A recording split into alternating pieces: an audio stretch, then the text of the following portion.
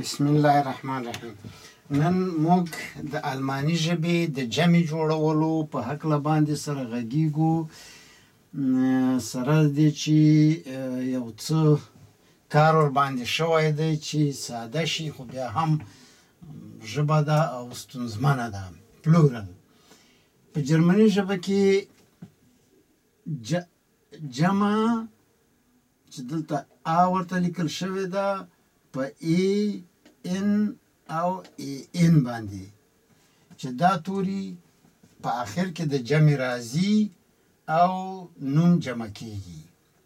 برسیره پر دی دا د بې نښه چې ده دلته تاسې ګورئ ا او او، چې په جمع جوړولو کې دا په ا املاوت، په او املاوت او او املاوت باندې بدلیږي.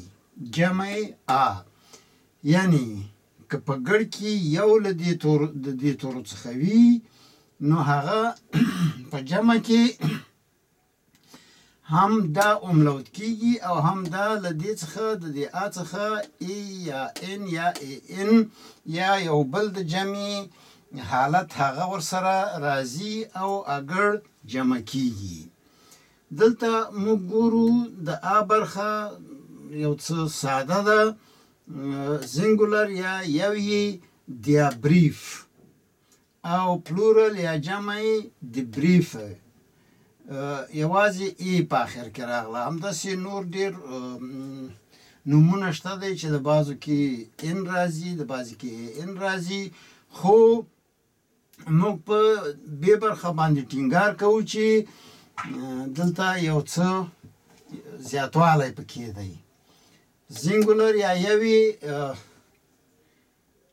دی براوت ناوی، د دې ډیر راځي د برویتی، یعنی دغه ا املاوت کیږي او په آخر کې ای ورسره زیاتیږي.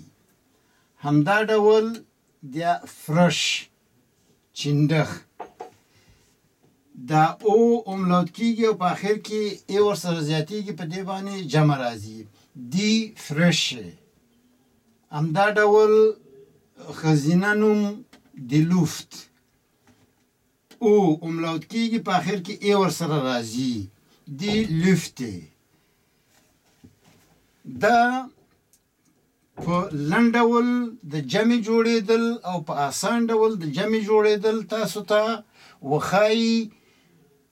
ځینې نورې وړې هغه بدلېدنې نورې هم شته چې هغه په اس یا ان باندې ډېرېدی شي. د مثال په توګه der Junge, das Auge, die Seife. ډېرې راځي die Jungen, die Augen, die Seifen.